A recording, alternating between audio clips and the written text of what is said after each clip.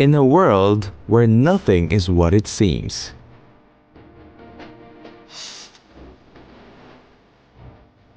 Sometimes, you just need to take a step back and take a second look.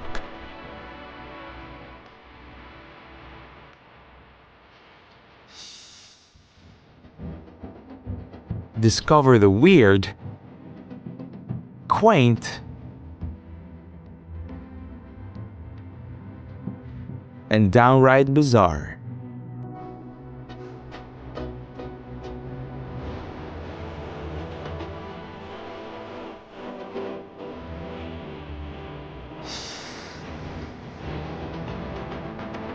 It's time to rethink. Photorealism. Okay, let's take a look at the next few pictures. That's right. They're pretty nice, wouldn't you say? Good lighting, good subject. Now, look at it again. There's really no trick to it. They're not just pictures, but rather, they are artworks. Hand-drawn, hand-painted. Yes, handmade. You heard that right. This type of artwork is called photorealism, an art style and art movement. The goal is for the artist to study images and subjects and try to reproduce them manually to appear as realistic as possible in another medium. As an art movement, photorealism started as an offshoot of the pop art movement in the US from the 60s to 70s.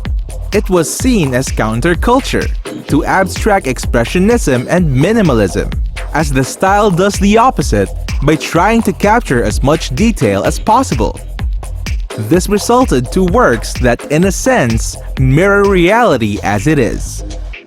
The word photorealism was coined by Louis K. Maisel in 1969.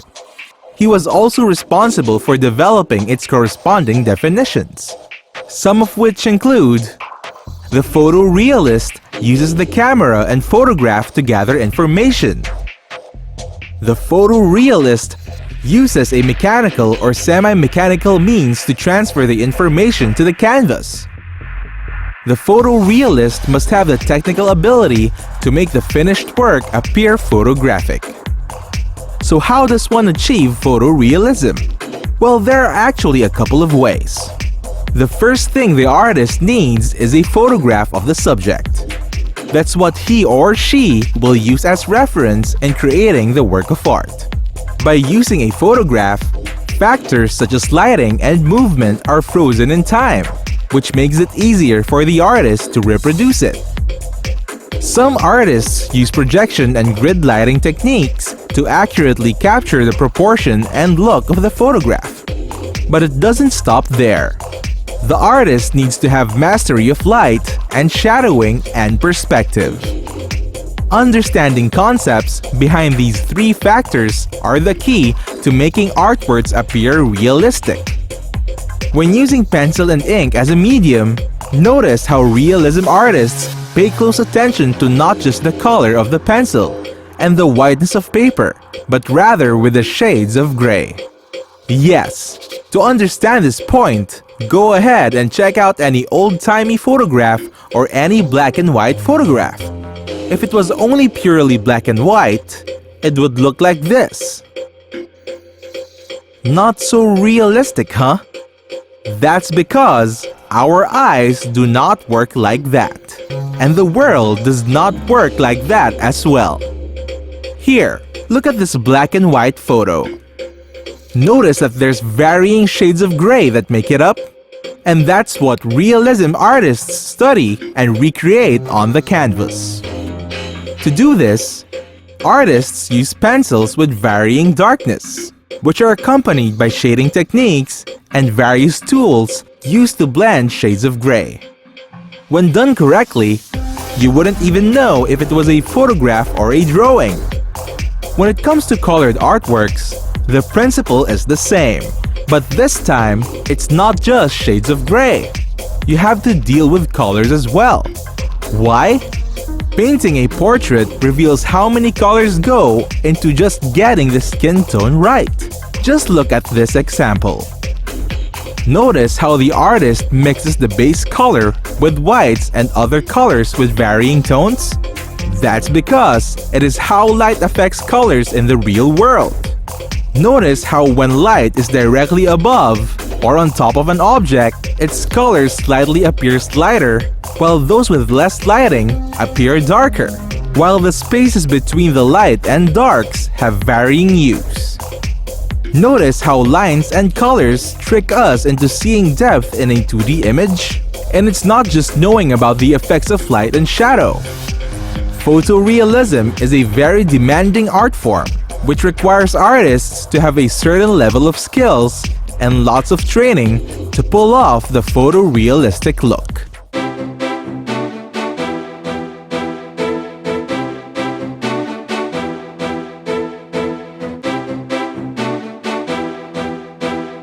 McGurk effect. Okay, here's another one for your ears. Look closely and listen. Bar, bar, bar, bar, bar, bar, bar. Also, keep an eye out for the video on screen. So what is the guy saying? It sounds like bar, as in the place. Now check out this other video. It also sounds like far,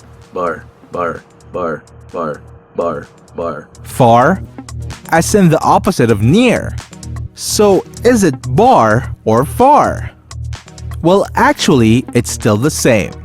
It's bar, bar, bar. But what has changed? It's actually the video. The first was a video of a person saying bar. The second was another video, this time saying far, but with the audio from the first video. You know, the one saying bar. Weird, huh? But wait, it gets weirder. Here's both videos side by side. So what are you hearing now? Well, it depends on which video you are looking at. Take a look at the right one and listen. Now take a look at the left. See? There's a connection between what our ears hear and what our eyes see. This is what is called the McGurk effect, a perceptual phenomenon that shows how hearing can be affected by the things we see. So, in some cases, sounds, or in this case, speech, seems to be altered by the mouth movements that our eyes see. The effect was first observed by Harry McGurk and John MacDonald in a paper published in 1976. The phenomenon actually was discovered by accident when McGurk and MacDonald tried dubbing over a video with a different sounding syllable. Here's another example.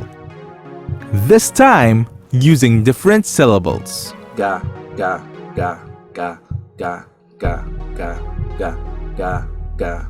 You should hear ga, ga, ga, ga, ga, ga, right?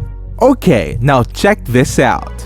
Ga, ga, ga, ga, ga, ga, ga, ga, ga, ga, ga. What does it sound like? Ga, ga. Da, da, da, da, da? Yes. But again, it's the same sound, only the video has changed. Here, let's try a different example. Can you tell me how many times the circle flashes on screen? Okay? Ready. Go. Was it twice? Did you see it flash twice? Well, some people will swear that the circle flashed twice. Here's the same animation, this time with no sound. See? It only flashed once. It's because the sound from the previous clip beeped twice, tricking our brains to perceive the flashing animation twice as well. The McGurk effect has been observed to varying degrees, influenced by internal and external factors.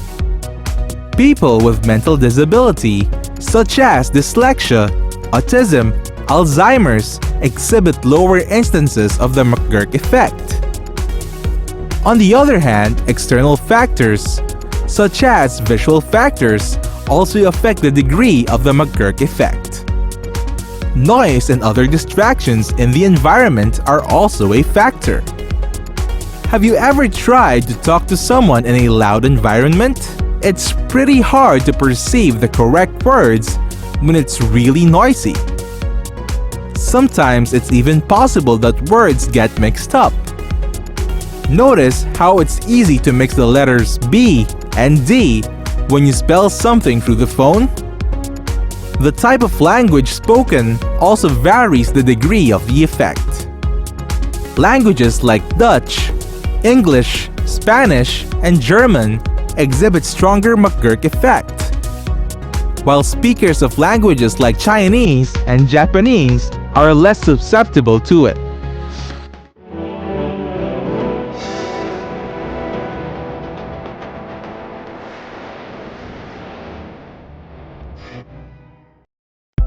Golden ratio.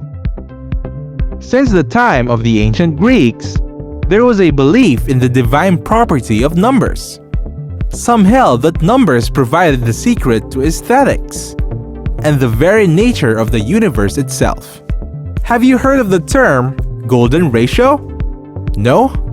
Here's the idea behind it. Imagine a line. Now imagine if we divide the line into two parts.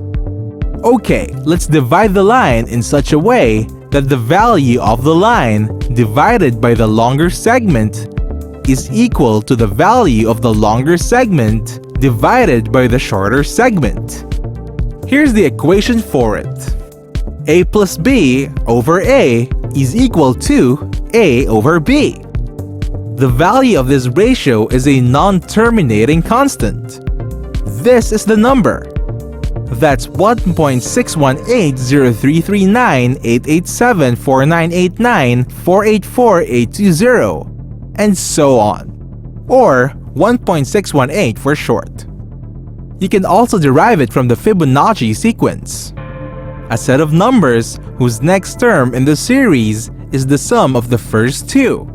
So the sequence goes like this: 0, 1, 1, 2, 3, 5, 8, 13, 21, 34, and so on. Take two consecutive numbers from this series, and the ratio is close to 1.618. So why is this important? Well, for years, the golden ratios appears to be a constant fixture in the natural world around us. Let's look at some baffling examples. If you stand up straight and measure the height of your belly button to the ground and compute for the ratio against the distance from the top of your head to your belly button, well, it's equal to the golden ratio. If we apply the concept of the golden ratio to rectangles, we'll get a figure that looks something like this. Notice how drawing a quarter of a circle for each section makes up a spiral or a Fibonacci spiral? Well, that same spiral occurs in the natural world, more than you may think. Let's take a look. The Fibonacci spiral pattern is the same for growth patterns of shells. The spiral pattern can also be observed in star clusters, or spiral galaxies.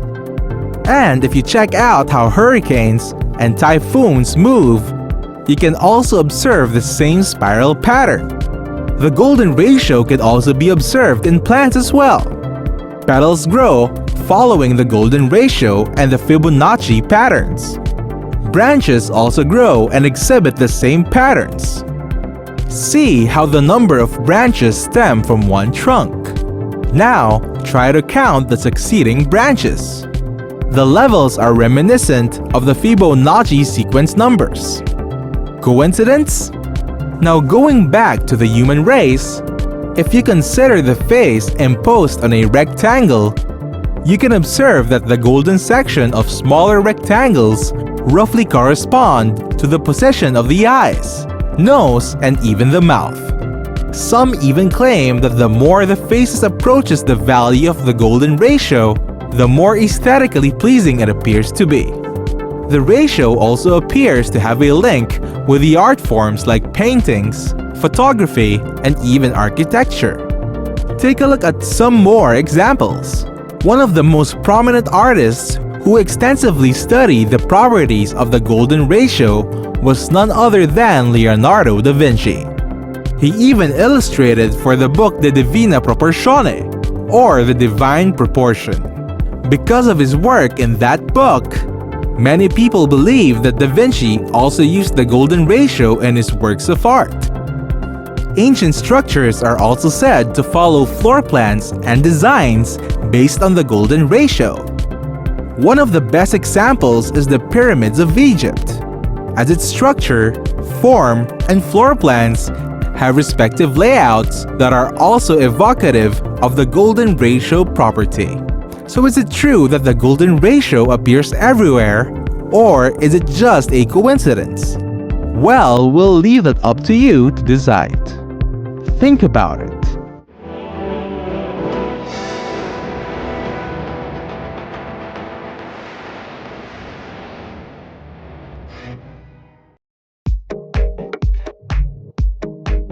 Pepper's Ghost.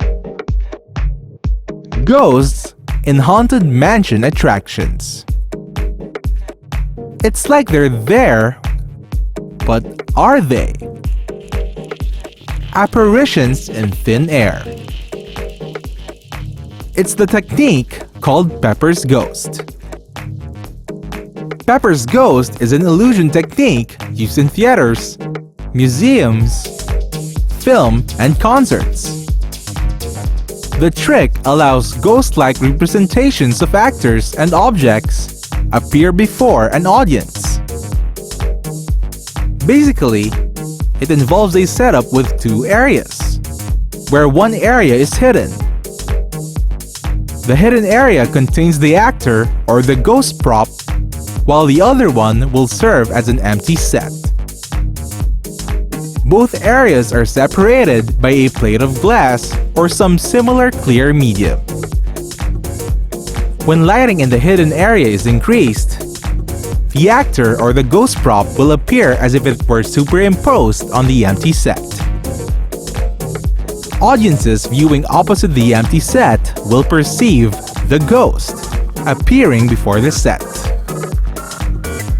Sometimes colored lighting is also applied, giving the ghost a much creepier, otherworldly appearance. The effect itself was first developed around the 16th century. The first portion to show a working understanding of the idea was Giambattista della Porta, an Italian scientist. In 1862, inventor Henry Dirks developed the Dirksian Phantasmagoria, a stage setup to create the ghost effect. Dirks initially wanted to market it for theater, but the setup proved too costly to install and maintain. In 1863, Dirk showcased his setup at the Royal Polytechnic in London, where another inventor, Henry Pepper, saw it. Eventually, Pepper developed his own implementation of the technique as part of the play Charles Dickens' The Haunted Man to great acclaim, forever tying the name of the effect to him. But it was not for nothing. For years, Pepper never forgot to give credit to Dirks, with both of them holding a joint patent for the design. Eventually, Dirks signed off the financial rights to Pepper, and the name of the effect endured. Early stage plays and films have been using the effect long before the invention of computer-generated graphics and advanced projection techniques. Although the effect is still used today. Amusement parks with horror houses, museums with interactive displays, and perhaps to some extent, bring the dead back to life. Whoa, how you say? The Pepper's Ghost technique was used to bring notable musical artists such as Michael Jackson and Tupac Shakur to perform post-mortem with digitally created versions of themselves, performing alongside live artists on stage. It was made possible with the help of computer graphics, projectors, and of course, the good old Pepper's Ghost trick. There's another modern twist to the Pepper's Ghost trick. By using 4 panels and 4 different projected images, a 3D hologram effect can be achieved where each of the 4 sides corresponds to a different viewing angle. With the help of technology, you can also try an easier setup for the Pepper's Ghost illusion.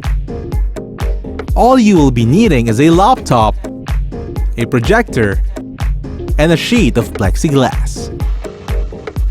And because you are using a computer, you can do away with live props or actors. This implementation works by aiming the projection at the plexiglass material. Dim the lights a bit and voila! An easy Pepper's Ghost setup.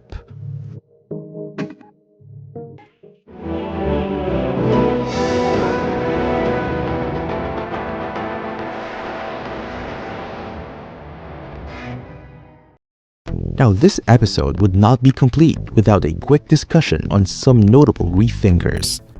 People who are responsible for giving us these mind-boggling illusions and tricks. Today's featured rethinker is Leonardo da Vinci. Leonardo da Vinci was born in 1452 in the Tuscan town of Vinci. You would notice the year as just a few decades short of the Renaissance, a time in Western history where the arts and sciences flourished. Da Vinci started out as an apprentice under master painter and sculptor Andrea di Verrocchio, and at age 26 became a well-known master in his own right. In 1483, Da Vinci moved to Milan to work for the ruling Sforza family, where he was commissioned to do paintings, sculptures, and even architectural work.